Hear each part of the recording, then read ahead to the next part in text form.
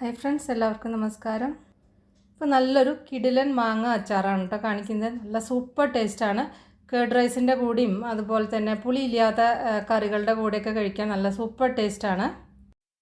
സാധാരണ നമ്മൾ നാട്ടിലൊക്കെ ഉണ്ടാക്കുന്ന അച്ചാറിൽ നിന്നൊക്കെ വ്യത്യസ്തമായിട്ട് അതിനേക്കാൾ നല്ല രുചിയിൽ, എന്നാൽ ഒരു വർഷമൊക്കെ നമുക്ക് കേടുവരാതെ സൂക്ഷിക്കാൻ പറ്റുന്ന ഒരു തരത്തിലുള്ള പ്രിസർവേറ്റീവ്സും ഇല്ലാത്ത, അതായത് വിനീഗറൊന്നും ചേർക്കാത്ത നല്ല സൂപ്പർ അച്ചാറാണത്. അപ്പോൾ ഇതിൽ കാര്യമായിട്ട് അങ്ങനെ മസാലയൊന്നുമില്ല, എന്നാൽ നമ്മൾ സാധാരണ ഇടുന്ന കുറച്ച് മസാലകൾ മാത്രമേ ഉള്ളൂ. ഇതുണ്ടാക്കുന്ന രീതിയും അതുപോലെ തന്നെ ഇതിലുണ്ടാക്കുന്ന ആ ചേരുവകളും തന്നെയാണ് ഇതിൻ്റെ ഒരു പ്രത്യേകത എന്ന് പറഞ്ഞാൽ. ഇപ്പോൾ ഇത് തമിഴ്നാട്, ആന്ധ്ര ഭാഗത്തൊക്കെ ഉണ്ടാക്കുന്ന ഒരു ആവയ്ക്ക അച്ചാറാണ്. ഇത് നമ്മൾ സാധാരണ നമ്മൾ ഉണ്ടാക്കുന്ന അച്ചാറിനേക്കാളൊക്കെ സൂപ്പർ ടേസ്റ്റാണ് കേട്ടോ. ഒരു പ്രാവശ്യമെങ്കിലും നിങ്ങൾ ഉണ്ടാക്കി നോക്കണം. അപ്പോൾ നമുക്ക് കണ്ടു നോക്കാം എങ്ങനെയാണ് ഉണ്ടാക്കുന്നതെന്ന്. അപ്പോൾ അതിന് വേണ്ടിയിട്ട് ഒരു 1/2 കിലോ മാങ്ങ ഒരു മീഡിയം വലുപ്പത്തിലാണ് ഇപ്പോൾ ഞാൻ മുറിച്ച് വെച്ചിരിക്കുന്നത്. ചെറുതും ആവരുത്, വല്ലാതെ അങ്ങനെ വലുപ്പത്തിലും അല്ല. അപ്പോൾ നിങ്ങൾക്ക് കാണുന്നുണ്ടല്ലോ ഈ കഷ്ണത്തിൻ്റെ വലുപ്പം. കുറച്ചൊക്കെ ഒരു പുളിയുള്ള മാങ്ങ, ഇപ്പം നമ്മുടെ നാട്ടിൽ കിട്ടുന്ന മൂവാണ്ടൻ മാങ്ങയൊക്കെ വെച്ചിട്ട് ഇതുണ്ടാക്കാവുന്നതാണ്. ഇപ്പോൾ ഇതാ ഈ ഒരു വലുപ്പത്തിലാണ് ഞാനിപ്പോൾ ഇത് മുറിച്ചെടുത്തിരിക്കുന്നത്. കണ്ടില്ലേ, ഇതാണ് ഈ ഒരു വലുപ്പത്തിൽ മുറിച്ചെടുക്കണം. കപ്പ് കണക്കിന് പറയുകയാണെങ്കിൽ ഇതുപോലത്തെ കപ്പിന് ഒരു 3 കപ്പ് ഉണ്ടായിരിക്കും മുറിച്ചതിൻ്റെ ശേഷം കേട്ടോ. മാങ്ങ നന്നായിട്ട് കഴുകി വൃത്തിയാക്കിയതിൻ്റെ ശേഷം നന്നായിട്ട് തുടച്ചതിൻ്റെ ശേഷം മാത്രം മുറിക്കുക. മുറിച്ച മാങ്ങാ കഷ്ണങ്ങൾ കഴിവതും അങ്ങനെ കൈകൊണ്ട് അധികം അങ്ങനെ തൊടാതിരിക്കുക. അപ്പം ഞാൻ നിങ്ങൾക്ക് കാണിക്കാൻ വേണ്ടി മാത്രമാണ് ഈ കൈകൊണ്ട് തൊടുന്നത്. ഇതിന് 2-3 മണിക്കൂർ വെയിലത്തൊന്ന് വെക്കണം. അപ്പോൾ അതിന് വേണ്ടിയിട്ട് ഞാനൊരു പ്ലേറ്റിൽ ഒരു കോട്ടൺ തുണി വെച്ചിട്ട് അതിൽ ഈ മാങ്ങ നിരത്തിയിട്ട് ഒരു 2-3 മണിക്കൂർ വെയിലത്ത് വെക്കുകയാണ് കേട്ടോ. ആ മുറിച്ച ഭാഗം, അതായത് ആ വൈറ്റ് പോർഷൻ വെയിൽ കൊള്ളത്തക്ക വിധത്തിൽ വേണം ഇതിങ്ങനെ നിരത്തി വയ്ക്കാൻ. ഇങ്ങനെ ചെയ്ത് കഴിഞ്ഞാൽ അച്ചാർ പിന്നെ കേടുവരില്ല, കാരണം നമ്മളിതിൽ വിനീഗറോ വേറെ പ്രിസർവേറ്റീവ്സോ ഒന്നും ചേർക്കുന്നില്ല. ഇത് വർഷം മുഴുവൻ തന്നെ കേടുവരാതിരിക്കും. ഇപ്പോൾ ഇതൊരു 3 മണിക്കൂറൊക്കെ കഴിഞ്ഞിരിക്കുന്നു. കാരണം ഇപ്പോൾ ഇവിടെ ഒരു 40 ഡിഗ്രിയിൽ മീതുണ്ട്. അത് കാരണം തന്നെ 3 മണിക്കൂറൊക്കെ ആകുമ്പോഴേക്കും നന്നായിട്ടത് അതിൻ്റെ മീതത്തെ ആ വെള്ളമൊക്കെ വറ്റിയിട്ട് അതൊന്ന് ചെറുതായിട്ട് ചുങ്ങി വന്നിട്ടുണ്ട്. അപ്പോൾ 3 മണിക്കൂർ കൊണ്ട് ആവുന്നില്ലെങ്കിൽ നിങ്ങൾ 4-5 മണിക്കൂർ വെച്ചാലും പ്രശ്നമൊന്നുമില്ല കേട്ടോ. കൂടുതൽ വെച്ചാൽ അത്രയും നല്ലതാണ്. ഞാൻ പൊടി തട്ടാതിരിക്കാൻ അതിൻ്റെ മീതെ ഒരു ദുപ്പട്ട ഇട്ടുണ്ടായിരുന്നു. ഈ ഒരു 2-3-4 മണിക്കൂർ വെയിൽ കൊള്ളേണ്ട ഒരു ഒറ്റതേ ഉള്ളൂ. ബാക്കിയൊക്കെ വളരെ ഈസിയാണ്, കുക്കിങ്ങും ഒന്നുമില്ല. അപ്പോൾ ഇനി അച്ചാർ ഉണ്ടാക്കാം.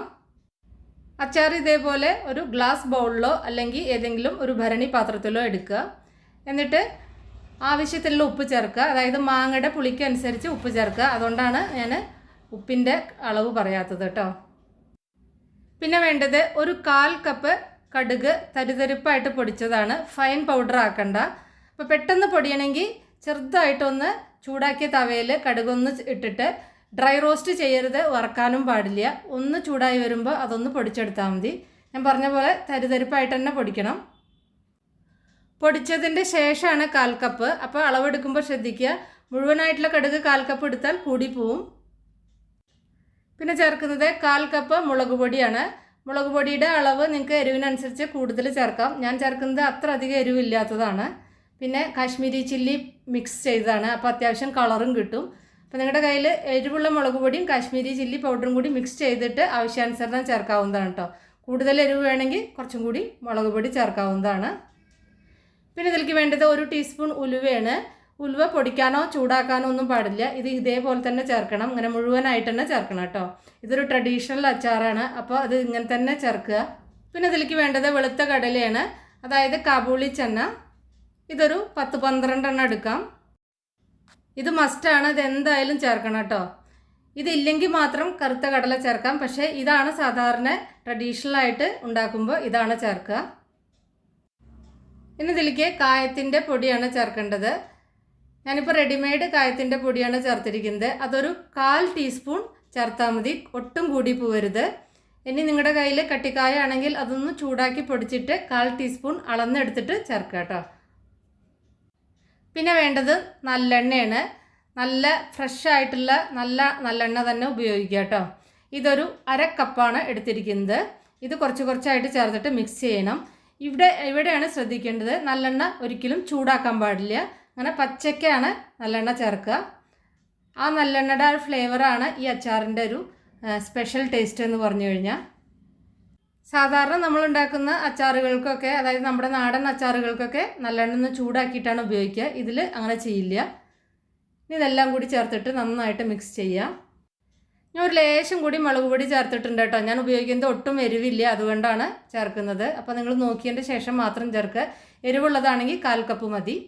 പിന്നെ കളറിന് വേണ്ടി കാശ്മീരി ചില്ലി പൗഡറും ഉപയോഗിക്കാം. എണ്ണ നമുക്ക് കുറവുണ്ടെങ്കിൽ പിന്നീട് കൂടുതൽ ചേർക്കാവുന്നതാണ് കേട്ടോ. ഇപ്പോൾ ഇതെല്ലാം കൂടി മിക്സ് ചെയ്ത് വെച്ചിട്ടുണ്ട്. ഇപ്പോൾ നോക്കൂ, ഇതിൻ്റെ മീതെ എണ്ണയൊന്നുമില്ല.